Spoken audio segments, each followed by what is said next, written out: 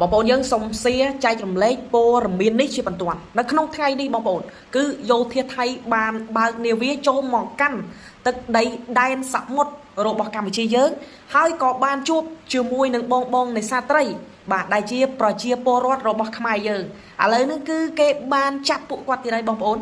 សាមុនគឺបានចាប់យោធាខ្មែរយើងចំនួន18នាក់ដែលទឹមតែដោះលែងវិញនោះទេឥឡូវនេះគឺថៃក៏ដូចជាយោធាថៃនឹងគឺបានចាប់បងប្អូនប្រជាពលរដ្ឋដែលនេសាទត្រីនៅលើដែនសមុទ្រកម្ពុជារបស់យើងហ្នឹងគឺ4នាក់ទៀតហើយបងប្អូននៅក្នុងថ្ងៃនេះអញ្ចឹងបងប្អូនយើងបាទគឺថៃនៅតែធ្វើរឿងដដែល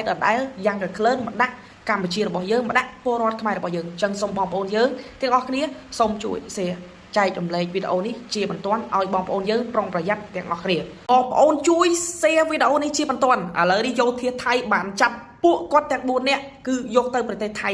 អស់តែម្ដងបងប្អូនបាទដែលអមជាមួយនឹងទូកនេសាទរបស់គាត់បងប្អូនយើងព័ត៌មានគឺកាន់តែច្បាស់កាយបងប្អូនចាប់ខ្ញុំអានឲ្យបងប្អូនទាំងអស់គ្នាស្ដាប់កងទ័ពជើងទឹកថៃចូលចាប់ទូកនេសាទនិងអ្នកនេសាទខ្មែរចំនួន4រូបនៅឯខេត្តកោះកុងនៅថ្ងៃទី6ខែមករាឆ្នាំ2026មានករណីកងទ័ពជើងទឹកថៃបានរំលោភចូលដែនសមុទ្រកម្ពុជាគៀកនឹងខេត្តកោះកុងតែម្ដងហើយបានធ្វើការចាប់យកទូកនេសាទនិងប្រជាជនខ្មែរចំនួន4រូបហ្នឹង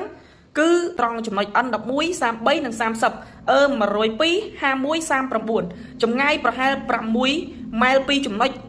កោះយ៉ស្ថិតនៅក្នុងឃុំបាក់ខ្លងស្រុកមណ្ឌលសីមាខេត្តកោះកុងនៅខណៈទូកខាងលើកំពុងធ្វើសកម្មភាពនេសាទនៅក្នុងដែនសមុទ្រនៅជិតផ្ទះរបស់ពួកគាត់ផ្ទាល់ខ្លួនតែម្ដង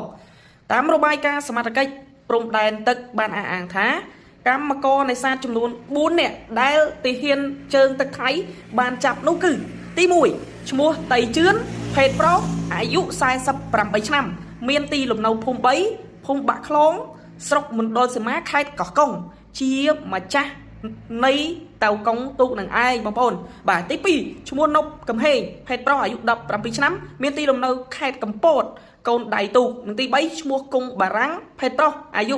42ឆ្នាំទីលំនៅគឺនៅខេត្តកំពតដូចគ្នាគឺជាកូនដៃទូកដូចគ្នាបងប្អូនបាទទី4គឺអត់ស្គាល់ឈ្មោះទេតែគាត់នឹងមានអាយុប្រហែលជាចូល55ឆ្នាំបងប្អូនដែរបងប្អូនមើលឃើញក្នុងរូបនេះបាទនេះឃើញក្នុងរូបនេះគាត់រៀងចាស់ជាងគេហ្នឹងបងប្អូនបាទបច្ចុប្បន្នទូកខាងលើនឹងអ្នកនេសាទទាំង4ដែលថៃចាប់យកទៅហ្នឹងគឺត្រូវបានកងទ័ពជើងទឹកថៃយោធាថៃកងទ័ពជើងទឹកថៃហ្នឹងបងប្អូនបាននាំទៅប្រទេសថៃហើយបាទបងប្អូនយើងព័ត៌មានសរុបមកគឺយោធាថៃបានចាប់ចម្រិតពួកគាត់ទាំង4នាក់យកទៅប្រទេសវាទៀតហើយបងប្អូនបាទពិតជាពិបាកនឹងទុកចិត្តណាស់ចំពោះយោធាថៃនេះបាទម្ដងហើយម្ដងទៀត18នាក់ចំពោះយោធាខ្មែរយើងតែបានដោះលែងឥឡូវនេះគឺចាប់ប្រជាពលរដ្ឋតែម្ដងដែលពួកគាត់កំពុងតែនេសាទចិញ្ចឹមជីវិតរាល់ថ្ងៃនេសាទដើម្បីកាពះដើម្បីចិញ្ចឹមប្រពន្ធកូនយកទៅលក់បានតិចតួចឥឡូវនេះត្រូវយោធាថៃចាប់ពួកគាត់ទៅទៀតបងប្អូនបាទជួយ share វីដេអូនេះជាបន្ទាន់សូមឲ្យបងប្អូននៅទីហ្នឹងប្រុងប្រយ័ត្នទាំងអស់គ្នាហើយព័ត៌មាននេះគឺជាការពិតខ្ញុំមិនមែននាំភាពភ័យខ្លាចដល់បងប្អូនទេបាទព័ត៌មាននេះគឺជាការពិតដែលចេញមកពីក្រសួងបងប្អូនណាអញ្ចឹងសូមបងប្អូនយើងជួយ share ម្នាក់មួយផងបងប្អូនអរគុណ